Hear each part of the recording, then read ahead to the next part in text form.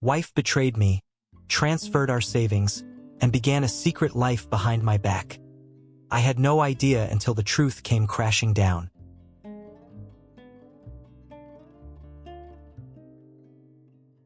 Welcome to my YouTube channel. Here, we explore powerful stories inspired by real-life experiences, often drawn from Reddit, where themes of family, betrayal, and personal growth come to life. Today, we dive into the journey of a man who faces the ultimate betrayal by the person he loved and trusted most. As his world unravels, he is forced to confront the painful reality and take control of his future. Have you ever experienced a betrayal like this? Or do you relate to the struggle of rebuilding after a broken trust? Watch until the end to see how the character navigates through the storm and finds his way forward. If you enjoy this story, don't forget to hit that subscribe button to support more heartfelt stories like this one.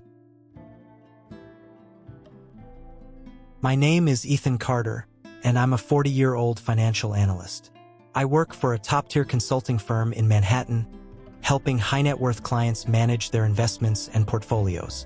Over the years, I've mastered the art of spotting discrepancies in financial statements, patterns hidden within spreadsheets, and irregularities in transactions. It's the kind of job that sharpens your attention to detail, but also makes you hyper-aware of everything going on around you. For the past 10 years, my life has been centered around my wife, Sophie Williams, a lifestyle influencer who built a massive following online, promoting beauty products, fitness routines, and her perfect life on Instagram. Sophie is 37, radiant, and undeniably ambitious. She's the type of person who can charm a room full of people in seconds, always the center of attention. But as her social media career exploded, so did her demands. The person I married slowly became a stranger to me, caught up in the glittering world of sponsored posts and sponsored trips. The more Sophie seemed to thrive, the more our relationship began to falter. I noticed it at first in small ways. Weekend getaways that turned into week-long trips. Conversations that grew shorter and more distant.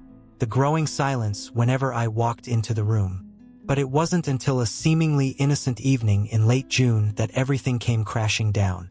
That night, I was reviewing some financial reports when I saw something strange. An alert from my banking app. Sophie had transferred $120,000 from our joint account to her personal account. No explanation, no warning, just a clean, calculated move. I set my phone down slowly, feeling a knot tighten in my stomach. The calmness of the transfer, the ease with which it had been done, was almost surgical. It wasn't just a financial mistake. It was something far deeper. The next few days were a whirlwind of suspicion and self-doubt. Sophie was away again on another work trip. I couldn't even keep track of how many times she'd gone away in the past few months. A work trip, or at least that's what she told me. Each time it was the same story, a new business venture or a photo shoot, an event, something always coming up at the last minute. She had to go, and that was that. I didn't think much of it at first. I believed in her, but now the cracks were beginning to show.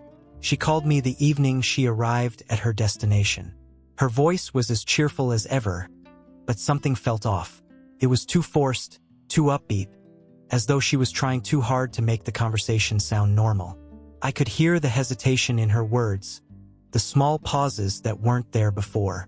I knew her well enough to pick up on it. It was the same kind of cheerfulness I had come to recognize as a lie, practiced and fake, a performance meant to distract from the truth. At first, I chalked it up to my overactive imagination. Maybe I was just being paranoid, thinking the worst. After all, Sophie had always been busy with her work. I knew that, and I had never minded. But as the days wore on, the more I thought about it, the clearer the picture became. It wasn't just the phone calls that seemed off.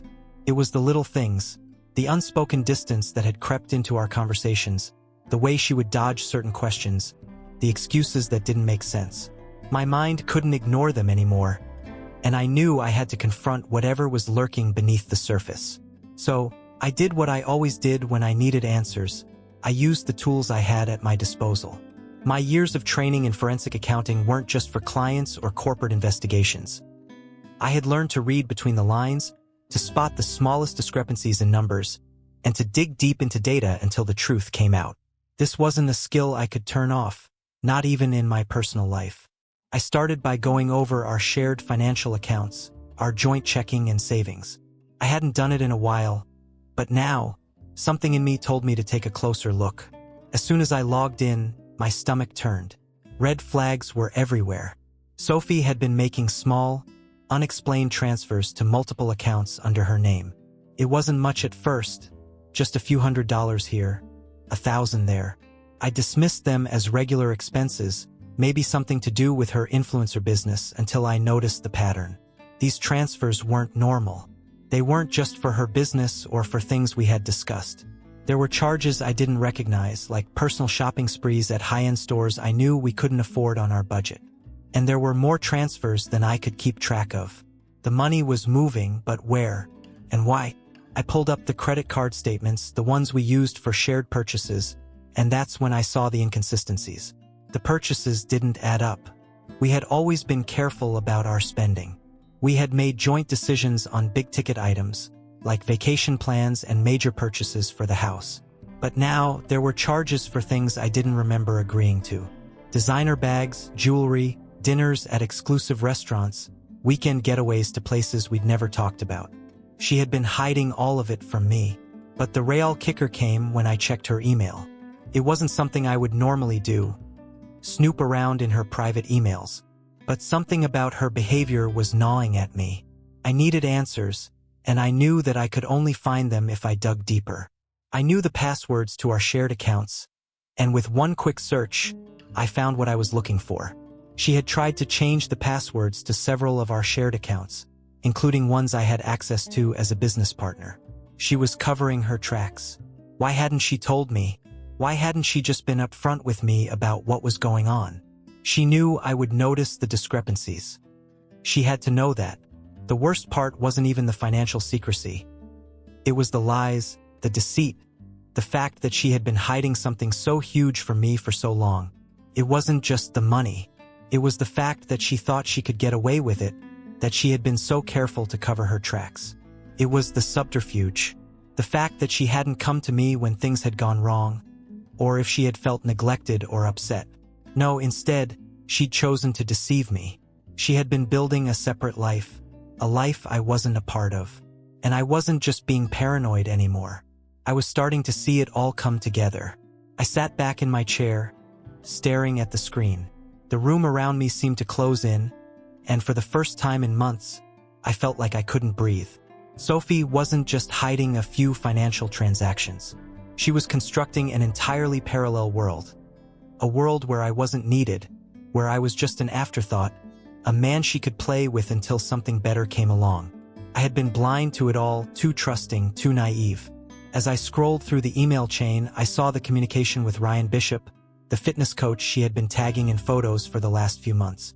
At first, I had dismissed it as just another professional relationship, but now it was clear. It wasn't just professional. They had been speaking privately, making plans, meeting up when I wasn't around. She had even signed business deals with him. My stomach turned as I realized she had been planning this, building this secret life with him, while I sat by, completely unaware.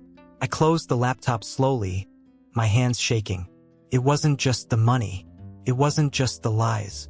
It was everything. It was the complete disregard for the trust we had built over the years. Sophie had broken that trust, and not just in small ways but in every possible way. The life we had shared, the love I thought we had, was all a facade, a carefully crafted performance. I stood up and walked to the window, looking out at the city lights. I felt like I was suffocating, like the air had turned heavy. I could hear her voice in my head, the fake sweetness, the forced cheerfulness. She had been playing me all along, and I had let her.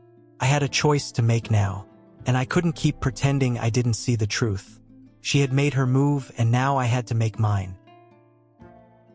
Knock, knock.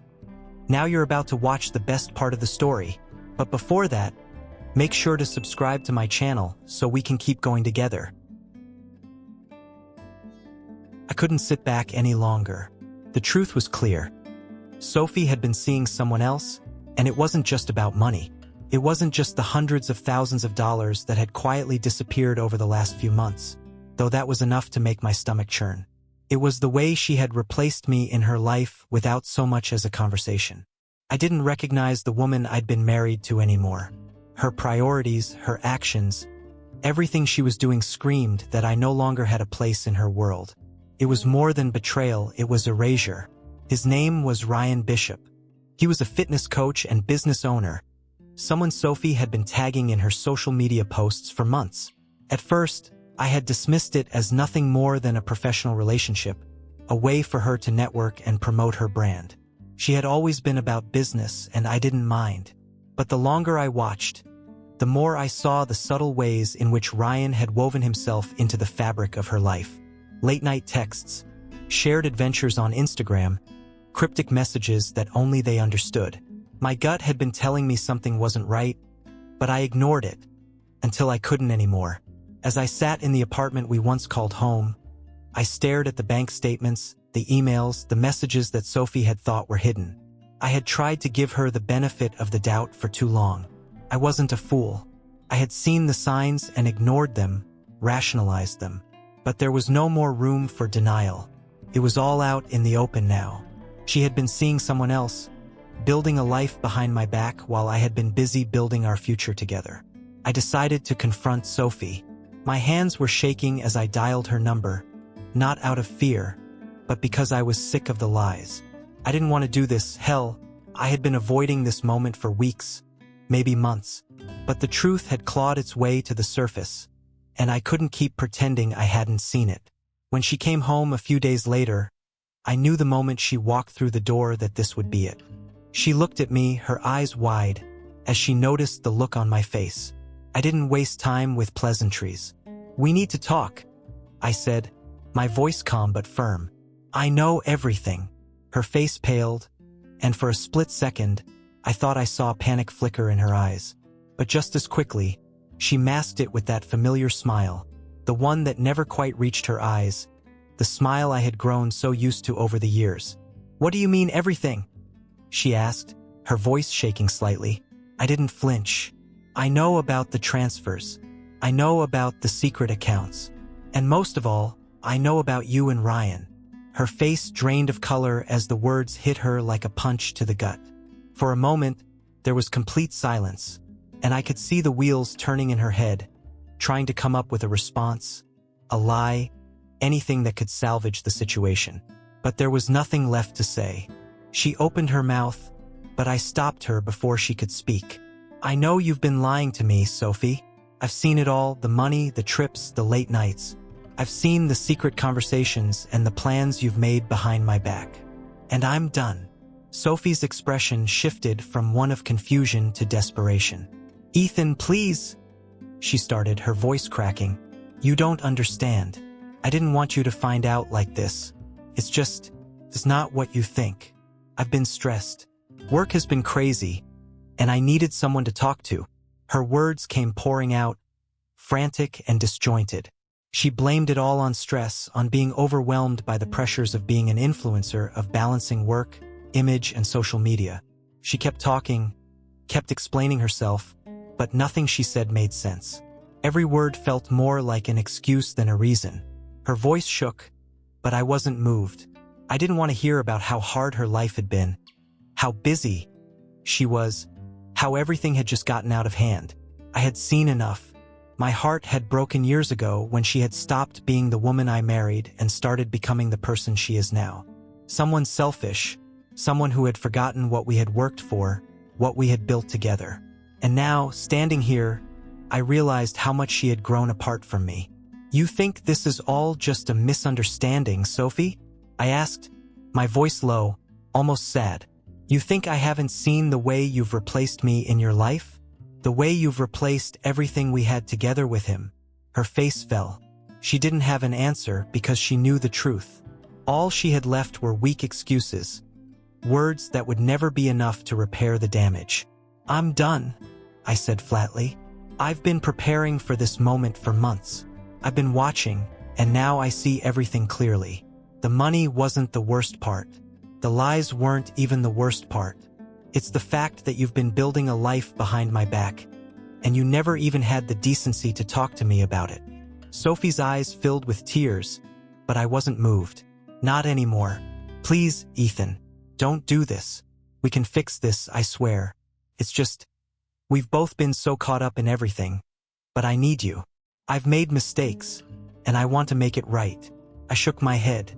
"No, you don't get to fix this. You don't get to pull me back in with your lies and your manipulations. This isn't something we can fix. What we had, it's gone." The betrayal I had been feeling for months, maybe years, was too much to ignore any longer.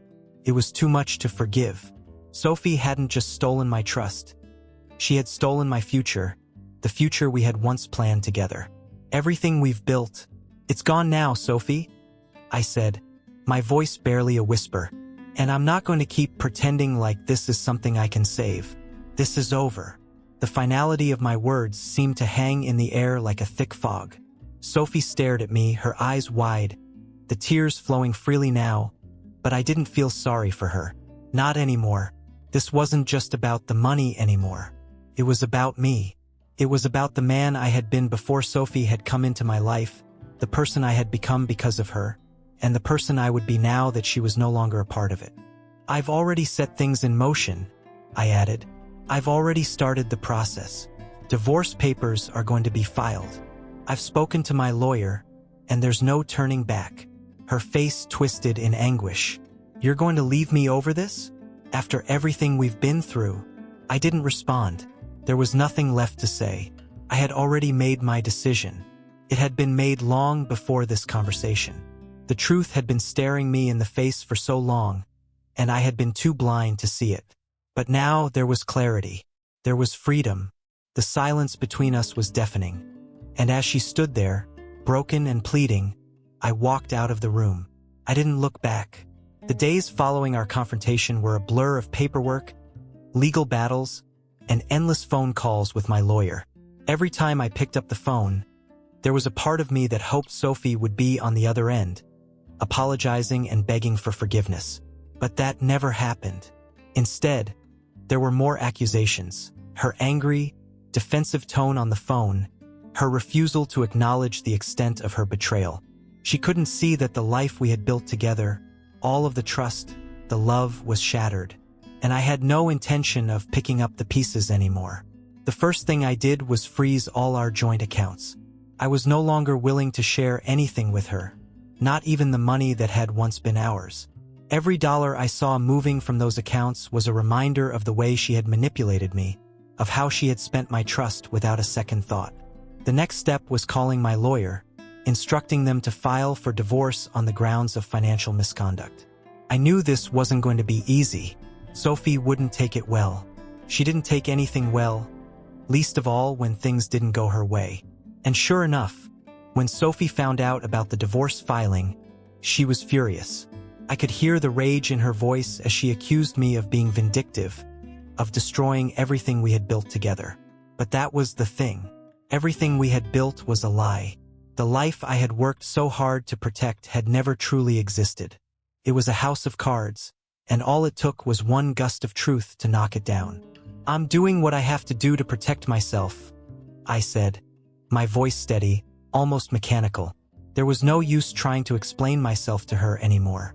She wouldn't understand. How could she, when she'd been living a lie for so long? In the weeks that followed, I threw myself into the legal battle. I wasn't just protecting my financial future, I was protecting my sanity. I uncovered more evidence of Sophie's financial manipulation than I could have ever anticipated. She had used our joint account to fund Ryan's failing business, co-signing loans without my knowledge, and signing contracts that would leverage our assets as collateral. It wasn't just emotional betrayal, it was financial and legal fraud. I pored over the documents late at night, unable to sleep, unable to think about anything other than what Sophie had done. I had always trusted her, and now I realized how naive I had been. She had made decisions that affected both of us, without even bothering to consider the consequences. The weight of it all was suffocating, and I often found myself wondering how I could have been so blind. How had I missed the signs? How had I allowed this to happen? But then I stopped. I couldn't afford to wallow in regret. I had learned that lesson the hard way, during the years I had spent pretending everything was fine when it clearly wasn't. Instead of looking back, I decided to take action. I hired a private investigator to look into Ryan's business dealings, hoping to uncover something, anything that could help me in this fight. What I found was worse than I could have imagined. His gym was facing severe financial trouble, and he was relying heavily on the loans Sophie had co-signed. It was a sinking ship, and Sophie had been the one holding the anchor. The loans were sky-high, and she had used my name, my credit, as collateral without ever telling me. She had not only betrayed me emotionally, but financially as well. But I wasn't interested in getting revenge. This wasn't about making Sophie pay for her actions. No, I had learned that lesson the hard way as well. This was about ensuring that she would be held accountable for the harm she had caused, and protecting what was left of my future. I needed to move on from this chapter of my life, but I couldn't do that until I knew that everything was settled, that I had taken every step to secure my future. The legal proceedings dragged on for weeks, but in the end, Sophie agreed to a settlement. She would keep her yoga studio, the one thing she truly cared about, but she would have to bear the responsibility for the debts she had accumulated in my name. She wouldn't get a single penny from me, and I would no longer be tied to her reckless decisions. It was a small victory, but it felt like the world had shifted. As I signed the final papers, I felt a sense of finality wash over me. I had done everything I could to protect myself. I had fought for what was mine, and now I could start rebuilding. The marriage was over. The betrayal was behind me, and now I could finally look forward. It wasn't about revenge, not anymore. It was about taking control of my life again. The past few months had been a wake-up call, a brutal reminder that sometimes we need to lose everything to realize what we truly value. I had spent so many years trying to hold on to something that was never real, trying to fix a relationship that was already broken beyond repair. But now I had nothing holding me back. I remember the day I moved into my new apartment. It wasn't much, a small place, not too fancy, but it was mine. It was clean, fresh, and empty in a way that was both terrifying and liberating. I walked through the rooms, feeling a sense of freedom that I hadn't known in years. The walls didn't hold any memories of lies, of betrayal. It was just me, standing in the quiet of my new life. For the first time in a long time, I felt the weight lift from my shoulders. The air felt lighter, clearer. It was a new beginning. I wasn't sure what the future held, but for the first time in years, I wasn't afraid. I had survived. I had made it through the worst. And as I sat on the edge of the couch in my new home, the sun setting outside my window, I realized that I hadn't just lost a marriage. I had gained my freedom. I had gained myself. So, what do you think? I'd love to hear your thoughts. Did Ethan's journey resonate with you? Was his path to redemption one you could relate to? Or was there something you would have done differently? Drop a comment below and share your reflections or feedback. And if you enjoyed this story, don't forget to hit like and subscribe so you won't miss the next chapter in this ongoing saga. Thank you for sticking with me through this journey. Your support means the world. Until next time, stay strong, stay true to yourself, and keep moving forward.